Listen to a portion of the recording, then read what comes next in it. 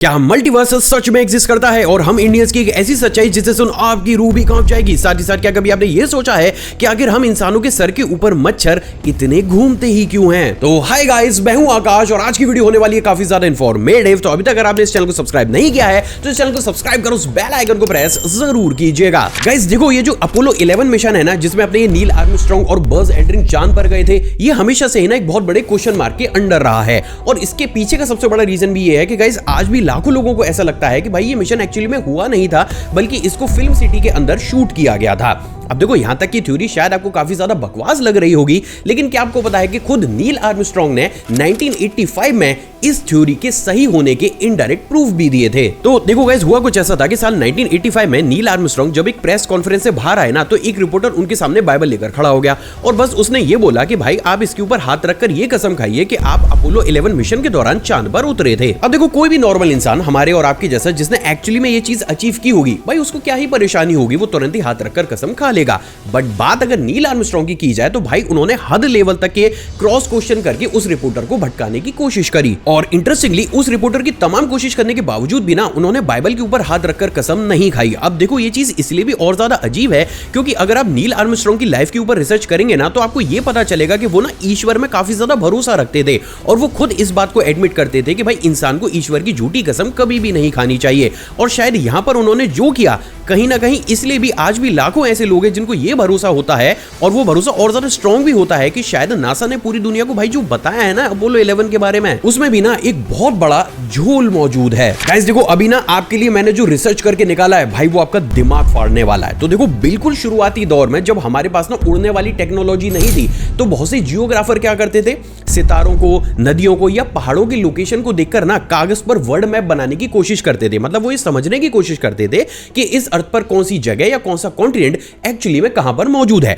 और इसलिए भी ना शुरुआती दौर में इन वर्ल्ड मैप्स के अलग अलग वर्जन अक्सर हमें देखने को भी मिलते थे। लेकिन देखो गाइस, अभी ना मैं उन मैप्स की बात बिल्कुल भी नहीं करूंगा क्योंकि मैं आपका पूरा ही फोकस लेकर जाने वाला हूं मर्केटर मैप पर। एक्चुअली में देखो गाइस, इस मैप को ना ग्रेडस मर्केटर नाम के जियोग्राफर ने साल 1569 में बनाकर तैयार किया था और इस मैप को ना उस समय का दुनिया का सबसे सटीक मैप माना जाता था। लेकिन एक और चीज जो इस मैप को काफी ज्यादा मिस्टीरियस बनाती थी, वो था अंटार्कटिका का रीजन। असल में देखो, इस मैप में ना साल 1569 में ही ना सिर्फ अंटार्कटिका रीजन को दिखाया गया था, बल्कि उसके अलग अलग एरियाज को भी डिटेल में एक्सप्लेन किया गया था। अब ये जानने के बाद आप ये बोलोगे कि भाई इसमें कौन सी बड़ी बात है, तो भाई साहब इसमें सबसे बड़ी बात तो ये है कि अंटार्कटिका रीजन की खोज ही 19th सेंचुरी में हुई थी। तो फिर अगर एक इंसान साल 1569 में इस रीजन को मैप पर भाई बना ही कैसे सकता था? अब देखो गाइस, जैसे ये चीज मेरे दिमाग में क्लिक करी, मैंने थोड़ा ना इनकी लाइफ के बारे में और रिसर्च करना शुरू करा, जिसके बाद मुझे ये मालूम पड़ा कि भाई जो ये जियोग्राफर थे, इन्होंने इसके साथ ना कुछ बुक्स को भी लिखा है, जिसमें से एक बुक का नाम है एटलस मिनोर। और भाई साहब, अगर आप इस बुक को पढ़ोगे ना, तो इस बुक में एक पॉइंट पर जाकर उन्होंने ये जिक्र किया है कि भाई उनके पास एक उड़ने वाला प्लेन था जिसे एक भारी सभ्यता के द्वारा ऑपरेट किया जाता था और इसी प्लेन की हेल्प से उन्होंने दुनिया के सबसे सटीक वर्ल्ड मैप को बनाकर तैयार किया था। अब अगर आप इन दोनों ही थ्योरीज को मिलाकर देखोगे तो काफी हद तक इस रात से भी भाई पर्दा उठ जाता है कि आखिर एक इंसान ने डिस्कवरी से पहले ही अंटार्कटिका के बारे में कैसे जान लिया। तो टेक्निकली ये कहना कि शुरुआती दौर में दुनिया का मैप बनाने में किसी भारी सभ्यता ने हम इंसानों की मदद की थी, भाई ये तर्क अब बेफिजूल तो बिल्कुल भी नहीं लगता। लेकिन क्योंकि ये चीज काफी ज्यादा अजीब है, तो इस इंफॉर्मेशन को आम लोगों तक कभी पहुंचाया ही नहीं जाता। गाइस देखो, जब हम मार्केट में जाते हैं और किसी भी पैक्ड फूड आइटम को उठाते हैं, तो उसमें क्या होता है भाई, देखो पैकिंग के ऊपर ना प्रोडक्ट की बहुत अच्छी सी इमेज और बहुत बड़ी इमेज को प्रिंट किया जाता है, लेकिन एक्चुअली में वो चीज पैकेट के अंदर अवेलेबल नहीं होती। देखो एग्जांपल के लिए आप मार्केट में जाओ, किसी भी चॉकलेट या फिर किसी भी चिप्स के रैपर को उठाओ, तो उसमें बाहर फोटो क्या होगी, चिप्स की काफी ज्यादा बड़ी होगी, चॉकलेट बार की काफी ज्यादा बड़ी होगी, लेकिन एक्चुअली में अंदर क्या होगा, चॉकलेट बार छोटी सी होगी, चिप्स भी काफी ज्यादा छोटे छोटे होंगे। और देखो इंडिया में ना ये चीज काफी ज्यादा कॉमन है क्योंकि हमें पता है कि यहाँ पे जितनी भी कंपनीज हैं वो इनडायरेक्ट हमारी साइकोलॉजी के साथ खेलकर अपनी सेल को बढ़ाने के लिए ना इस अजीब चीज को इंडिया में भर भर कर करती हैं।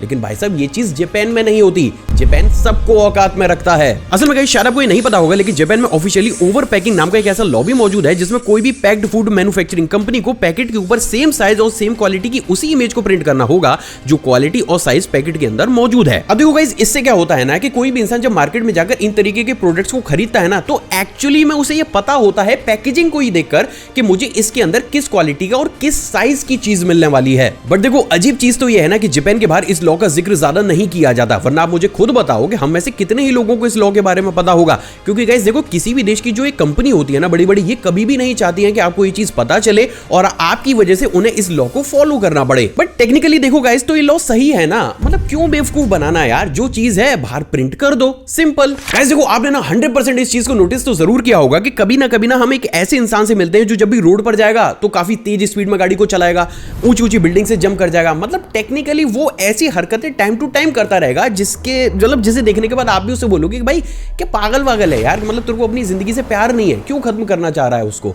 बट क्या आपको पता है कि ये इन तरीके के जो लोग होते हैं ना गाइस, ये जानबूझकर कभी इस काम को नहीं करते हैं, क्योंकि 99% केसेस में ना सबकॉन्शियसली इनसे ये काम एक पैरासाइट कराता है। तो देखो गाइस इस दुनिया में ना ऑक्सोप्लाज्मा गोंडी नाम का एक ऐसा पैरासाइट भी होता है जो कि नॉर्मली कैट के पेट में ना अपनी क्वांटिटी को बढ़ाता रहता है। अब इंटरेस्टिंगली जैसे इसकी क्वांटिटी एक लेवल तक बढ़ जाती है तो भाई ये कैट के पेट से ना पोटी के थ्रू बाहर भी आ जाता है। अब जब ये बाहर आता है तो ये किसी भी मिट्टी में, किसी भी इंसेक्ट में, या फिर देखो नॉर्मली जो पेड़ पौधे होते हैं ना उनके अंदर भी मिल जाता है। अब देखो अगर किसी भी इंसान ने एक ऐसे एनिमल को खाया है, फ्रूट को खाया है या फिर वेजिटेबल को खाया है जिसके अंदर ये पैरासाइट मौजूद है, तो ये पैरासाइट क्या होगा कि हमारे पेट के अंदर पहुंच जाएगा और वहीं पर ही भैया ये अलग लेवल का चमत्कार दिखाएगा। तो देखो गाइस नॉर्मली जैसे ये पैरासाइट हमारी बॉडी के अंदर पहुंचता है ना भाई, हमारे ब्रेन को कंफ्यूज करना शुरू करता है और उस कंफ्यूजन में ना हमारा ब्रेन एक्सेस क्वांटिटी में डोपामीन को निकालता है। अब जब ब्रेन देखो नॉर्मल क्वांटिटी में डोपामीन को निकालेगा ना तो हमें काफी ज्यादा खुशी वाली और रिलैक्स वाली फीलिंग आती है, लेकिन इस कंडीशन में क्या हो रहा है कि ब्रेन से एक्सेस क्वांटिटी में डोपामीन को निकलवाया जा रहा है, जिसकी वजह से इंसानों में ना वो रश वाली फीलिंग आती है।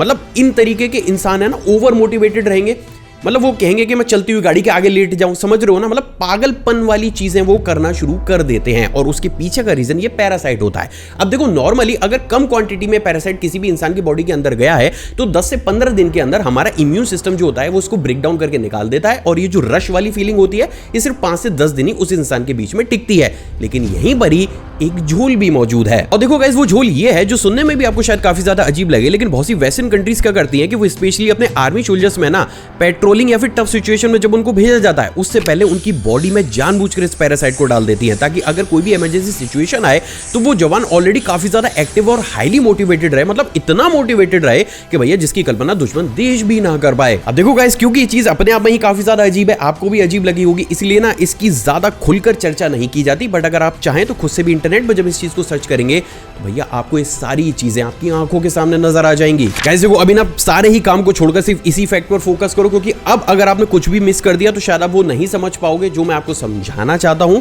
और वो ये है देखो गाइस कि हम जो इंडियंस है ना हमारे अंदर डीएनए की डाइवर्सिटी पाई जाती है। मतलब देखो हमारी जो जेनेटिक्स है ना उसकी वजह से हमारी कंट्री में क्या होगा, आपको बहुत से लोग फेयर दिखेंगे, बहुत से लोग सांवले दिखेंगे, कुछ लोगों का जो इम्यून सिस्टम होगा काफी ज्यादा स्ट्रांग होगा तो कुछ लोगों का एवरेज होगा। अब देखो नॉर्मली अगर किसी भी कंट्री से इन तरीके की डेटा को कलेक्ट किया जाता है ना तो डीएनए का जो ट्रेंड आता है वो ऑलमोस्ट कॉमन आता है। लेकिन बात अगर इंडिया की करूं तो जब जब इंडिया में इस तरीके के टेस्ट को कंडक्ट किया गया है भाई हमारा ट्रेंड है ना वो काफी ज्यादा उल्टे सीधे पैटर्न में आता है। इन शॉर्ट हमारे डीएनए में ट्रेंड की डाइवर्सिटी हद से ज्यादा है। So now the point is this कि आखिर हम इंडियंस के साथ ऐसी प्रॉब्लम है ही क्यों। तो गाइस देखो अभी जो मैं आपको बताने वाला हूं ना फॉर श्योर वो आपकी बिलीफ को पूरे तरीके से चेंज कर देगा एंड इवन ये चीज ना आपने कहीं पढ़ी भी नहीं होगी। तो देखो गाइस आज से ना लगभग 40,000 साल पहले तक इस धरती पर ना 4 अलग अलग तरीके की इंसानों की प्रजातियां एग्जिस्ट करती थी, जैसे कि होमो हैबिलस, होमो इरेक्टस, होमो निएंडरलैंसिस और होमो सेपियंस। अब देखो दिक्कत ये थी कि क्योंकि उस समय धरती पर 4 अलग अलग तरीके के इंसान मौजूद थे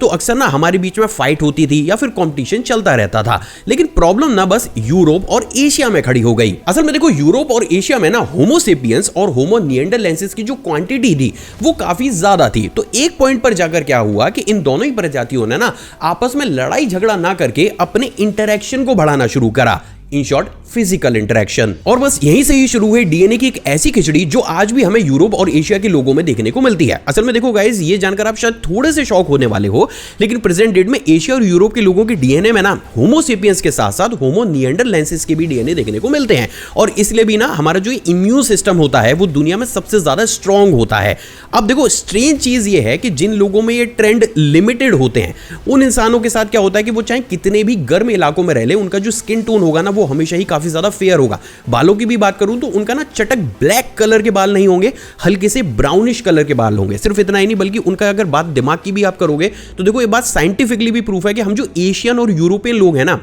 उनके दिमाग की वर्किंग बाकी के जितने भी कंट्रीज के लोग हैं उनसे काफी ज्यादा कॉम्प्लेक्स और तेज होती है। और इसके पीछे का सबसे बड़ा रीजन ये है कि भाई यूरोपियन लोगों में या हम इंडियंस लोगों में भी ना आज की डेट में भी दो अलग अलग इंसानी प्रजातियों के डीएनए के ट्रेंड पाए जाते हैं। अब देखो गाइस, ये सुनकर ना शायद आपको थोड़ा सा अजीब लग रहा होगा, बट गाइस देखो टेक्निकली ये सच है, तो मैं इसको छिपा नहीं सकता हूं। अगर आपको अब भी भरोसा नहीं है तो आप खुद से भी ऑनलाइन सर्च कर सकते हैं, बट ये एक्चुअली में सच है। और इसीलिए ना हम इंडियंस शायद थोड़े से एक्स्ट्राऑर्डिनरी हैं, सुपर ह्यूमन भी कह सकते हो आप, क्योंकि हमारे अंदर हमें ये एडवांटेज मिला है और प्रकृति ने दिया है। गाइस लास्ट वीडियो पर हमारे भाई ने मुझसे ये पूछा था कि भाई जो ये मच्छर होते हैं ना, ये हम इंसानों के सर के ऊपर इतना क्यों मंडराते हैं। वेल गाइस, शायद मेरे भाई ने मुझसे क्वेश्चन इसलिए पूछा है क्योंकि अब है ना विंटर आ गए और अब ये जो फिनोमिना है ये हमें अब काफी ज्यादा देखने को मिलेगा। तो देखो गाइस, इस चीज से पहले ना आपको थोड़ा सा मच्छर के दिमाग को समझना होगा। असल में जो ये मच्छर होते हैं ना और इनका जो दिमाग होता है ये बहुत ज्यादा बेसिक होता है। और देखो इनके दिमाग में ना ये हैप्पी हार्मोन्स जो होते हैं ना वो बहुत छोटी छोटी चीजों पर रिलीज कर जाते हैं। जैसे बात अगर इंसान की जाए तो हमारा दिमाग कॉम्प्लेक्स है। हमारे हैप्पी हार्मोन्स कब रिलीज होंगे? जब हम खाने के लिए कुछ अच्छी चीज देखें या फिर कुछ हम अचीव कर लें तब होते हैं। लेकिन बात अगर मच्छरों की जाए तो ये स्मेल से या फिर बहुत छोटी छोटी चीजों की वजह से भी जो है वो रिलीज कर जाते हैं। तो देखो अब बात अगर सबसे टॉप 3 चीजों की जाए ना तो मच्छरों के अंदर 3 चीजों की वजह से हैप्पी हार्मोन जो है वो बहुत बड़े स्केल पर रिलीज होते हैं। पहला कार्बन डाइऑक्साइड, दूसरा हीट और तीसरा लैक्टिक एसिड की स्मेल। अब देखो जब हम इंसान जो है ना वो सांसों को छोड़ते हैं तो हम क्या निकालते हैं? Carbon dioxide. सेकेंडली बात अगर मैं अपने सर या माथे की करूं तो भाई इसको बॉडी का रेडिएटर माना जाता है, क्योंकि इसका जो टेम्परेचर होता है ना वो बाकी के ऑर्गन से थोड़ा सा ज्यादा होता है और यही चीज हमारे बॉडी के टेम्परेचर को कंट्रोल भी करती है। अब जब हमें पसीना आता है तो ये पसीना हमारी स्किन से लैक्टिक एसिड को भी रिलीज कर देता है। और देखो जब इन तीनों ही चीजों का कॉम्बिनेशन बनता है ना तो आप मान के चल लीजिए भाई साहब कि ये तीनों ही चीजें ना मच्छरों के लिए किसी आलीशान दावत से कम नहीं होती हैं। और ये वो सबसे बड़ा रीजन भी होता है जिसके चलते हुए ये ना हमारे सर के ऊपर मंडराते रहते हैं। अब देखो शायद इस पॉइंट पर आप मुझसे ये पूछोगे कि भाई फिर सर के ऊपर ही क्यों मंडराते हैं, आसपास भी तो मंडरा सकते हैं। तो देखो होता क्या है कि जब हम कार्बन डाइऑक्साइड को रिलीज करते हैं ना तो उसकी जो डेंसिटी होती है वो हमारे सर के एरिया के आसपास बनती है, प्लस हीट भी सबसे ज्यादा ही जनरेट हो रही है क्योंकि रेडिएटर तो यही है ना। तो अगर ओवरऑल आप देखोगे ना तो मच्छर जो होगा वो हमारे सर के ऊपर की स्मेल या फिर आप कह सकते हो कि जो हमारी कार्बन डाइऑक्साइड की डेंसिटी है उससे ज्यादा अट्रैक्ट होगा। और यही वो सबसे बड़ा रीजन भी है जिसके चलते हुए अक्सर जो मच्छर हैं वो हमारे सर के ऊपर हमें घूमते हुए नजर आते हैं। गाइस आपने भी ना बहुत सी साइंस फिक्शन मूवीज में मल्टीवर्स को तो जरूर देखा होगा, जिसे देखने के बाद शायद आपके भी दिमाग में ये आया होगा कि भाई ये जो चीज है क्या ये साइंस फिक्शन मूवीज तक ही सीमित है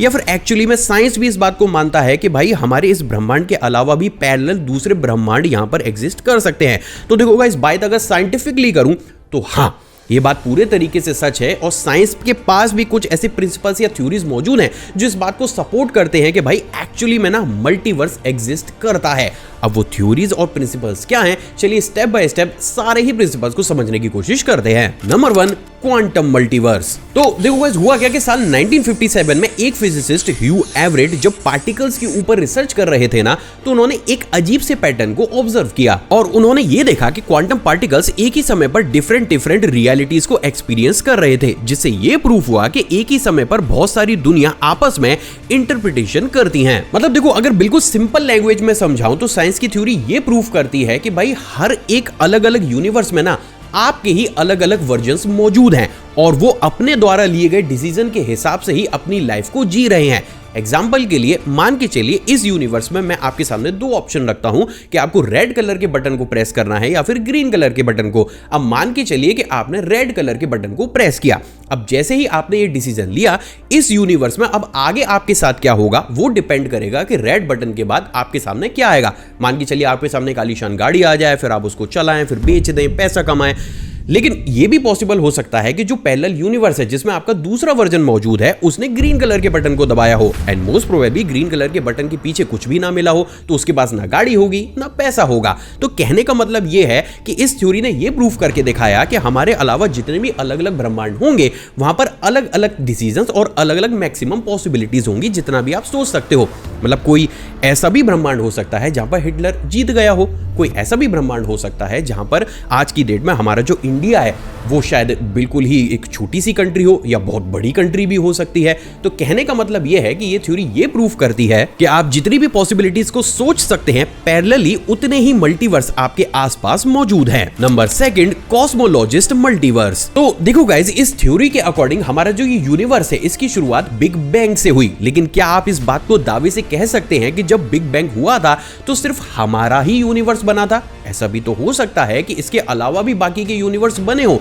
और इसीलिए ये थ्योरी एग्जिस्ट करती है, जो इस बात को प्रूव करती है कि भाई देखो, जब बिग बैंग हुआ था ना तो उस बिग बैंग में सिर्फ हमारी ही यूनिवर्स नहीं बल्कि हमारी ही जैसी अलग अलग यूनिवर्स भी अस्तित्व में आई थी, जिसमें देखो उनके अलग अलग प्लैनेट्स हो सकते हैं, अलग अलग लोग हो सकते हैं, या फिर उनका अलग अलग जो है वो सोलर सिस्टम हो सकता है। और देखो बात अगर इस थ्योरी की भी की जाए तो हाँ, साइंटिफिकली इस थ्योरी में भी अच्छा खासा दम है। Number 3, string theory multiverse. तो देखो गाइस, ये थ्योरी ये प्रूव करती है कि हमारा जो ये पूरा यूनिवर्स बना है ना, ये 11 अलग अलग डायमेंशन को मिलाकर बना है, जिसमें ये थ्योरी ये भी प्रूव करती है कि हमारे आसपास कुछ ऐसे डायमेंशंस भी हो सकते हैं जिसे भले ही देखो अभी हम नहीं देख पा रहे हो लेकिन एक्चुअली में वो एग्जिस्ट करते हो। और इस तरीके से हर एक डायमेंशन जिसे हम देख नहीं पा रहे हैं वो भी अलग अलग पैरेलल मल्टीवर्स का बनाने का काम करते हो। तो कुल मिलाकर अगर इन सारी ही चीजों को आप समराइज करके देखेंगे, बिल्कुल सिंपल लैंग्वेज में अगर इस चीज को समझने की कोशिश करेंगे तो अकॉर्डिंग टू साइंस हाँ, पॉसिबिलिटी है कि मल्टीवर्स हमारे आसपास ही मौजूद हो। लेकिन देखो गाइस, मुझे पता है कि आप में से फिर भी बहुत से लोगों को ये लग रहा होगा कि ठीक है भाई, थ्योरीज अपनी जगह पर हैं, क्या कोई ऐसा ऑथेंटिक प्रूफ भी है जो इस चीज को थोड़ा सा हमें और समझा सके कि मल्टीवर्स होते हैं? क्योंकि मेरे अंदर भी वो कीड़ा था भाई, और जब मैंने इसके ऊपर रिसर्च किया तो जी हाँ, मुझे मिला एक ऐसा ऑथेंटिक प्रूफ जो रिसेंटली अभी गूगल ने भी दिया है। लेकिन देखो guys, to be very honest, ये जो मल्टीवर्स वाला कॉन्सेप्ट है ना, ये थोड़ा सा कॉम्प्लिकेटेड है। तो अगेन मैं ट्राई करूंगा कि गूगल ने जो दुनिया को बताना चाहा है उसको भी मैं सिंपल लैंग्वेज में बता दूं। तो देखो गाइस, अभी रिसेंटली क्या हुआ ना कि गूगल ने विलो नाम की एक ऐसी पावरफुल कंप्यूटिंग चिप को बनाकर तैयार किया है जो सिर्फ 5 मिनट के अंदर ही बहुत बड़े स्केल पर कंप्यूटिंग कैलकुलेशन को कर सकती है। और ये इतनी बड़ी कैलकुलेशन होगी जिसे अगर हमारे दूसरे सुपर कंप्यूटर्स को करने दिया जाए तो उन्हें भी ना 10 सेप्टिलियन साल लगेंगे। और ये 10 सेप्टिलियन साल कितने ज्यादा होते हैं इस बात का अंदाजा आप स्क्रीन पर अभी इन नंबर्स को देखकर लगा सकते हो। और भाई साहब, ये इतने साल है ना जितने साल का तो हमारा यूनिवर्स भी नहीं है। तो फिर अब यहां पर एक क्वेश्चन तो जरूर खड़ा होता है कि जब ये चीज इतनी ज्यादा इम्पॉसिबल सी है तो आखिर इस चिप ने इतनी बड़ी क्वांटिटी में कैलकुलेशन को कर कैसे लिया? तो देखो गाइस, यहां पर गूगल है ना, उसका ये कहना है कि भाई जो उनकी ये चिप है ना, वही जीता जागता मल्टीवर्स का एक प्रूफ है। कैसे? थोड़ा सा समझाने की कोशिश करता हूं। तो देखो गाइस, खुद गूगल का ये कहना है कि प्रेजेंट डेट में उनकी जो ये चिप जो कैलकुलेशन को कर रही है ना, वो पैरेलल यूनिवर्स में मौजूद कंप्यूटिंग पावर का यूज करके इस काम को कर रही है। मतलब अगर बिल्कुल सिंपल लैंग्वेज में आपको समझाऊं और मोटे मोटे टच पर आप ये मान सकते हो कि ये जो चिप है ना, ये इस यूनिवर्स में सारी कैलकुलेशन को नहीं कर रही है बल्कि ये अलग अलग यूनिवर्स में कैलकुलेशन को डिवाइड करती है, वहां की कंप्यूटिंग पावर का इस्तेमाल करती है एंड लास्ट में उस रिजल्ट को निकालने के बाद ये इस यूनिवर्स के अंदर उसको ले आती है। और यही थ्योरी काफी हद तक इस बात को प्रूव करती है कि भाई हम एक सिंगल यूनिवर्स में नहीं जी रहे हैं बल्कि हमारे आसपास एक्चुअली में ऐसे यूनिवर्स या मल्टीवर्स भी मौजूद हैं जो हमें तो नहीं दिख रहे हैं लेकिन एक्चुअली में आज हमारी टेक्नोलॉजी उनकी भी पावर का इस्तेमाल कर रही है। अब देखो गाइस, यहां पर गूगल का जो कहना है और उनकी जो एक्सप्लेनेशन है, मे बी कुछ लोगों को वो थोड़ी सी कॉम्प्लेक्स लग सकती है, लेकिन अगर देखो आपके लिए बिल्कुल ही सिंपल में इस चीज को कर दूं तो हाँ, खुद गूगल का भी ये मानना है कि भाई मल्टीवर्स जैसी चीज एक्सिस्ट करती है और महज 10 से 15 साल के अंदर जिस तरीके से हम आगे बढ़ते हुए चले जा रहे हैं, हम इस चीज को ऑथेंटिकली प्रूव भी कर देंगे कि भाई देखो, हमारे यूनिवर्स के अलावा भी दूसरी यूनिवर्स मौजूद हैं और उनका ऐसा सिस्टम है, वो देखने में ऐसी लगती हैं। अब उनसे इंटरेक्शन हम कर पाएंगे या नहीं कर पाएंगे, आगे की क्या सिचुएशन होगी, इसके लिए हमें 10 से 15 साल इंतजार करना होगा। सो फाइनली अब आप ये भी जानते हैं कि आखिर कैसे साइंस भी इस बात को सपोर्ट करता है कि जी हां, मल्टीवर्स एग्जिस्ट करता है। आई होप गाइस आज का एपिसोड आपको पसंद आया होगा और आपने ऑलरेडी इस वीडियो को लाइक कर दिया होगा। भाई मेहनत पसंद आई तो प्लीज लाइक करना, बहुत मुश्किल से ऐसे फैक्ट्स आपके लिए निकाल के लाता हूं, तो प्लीज सपोर्ट दिखाओ, लाइक करो अपने भाई की वीडियो। साथ ही आप चाहें तो मुझे इंस्टाग्राम पर भी फॉलो कर सकते हैं। एक और फ्रेश कमाल एपिसोड में आपसे फिर से दोबारा मुलाकात होगी दोस्तों। जय हिंद।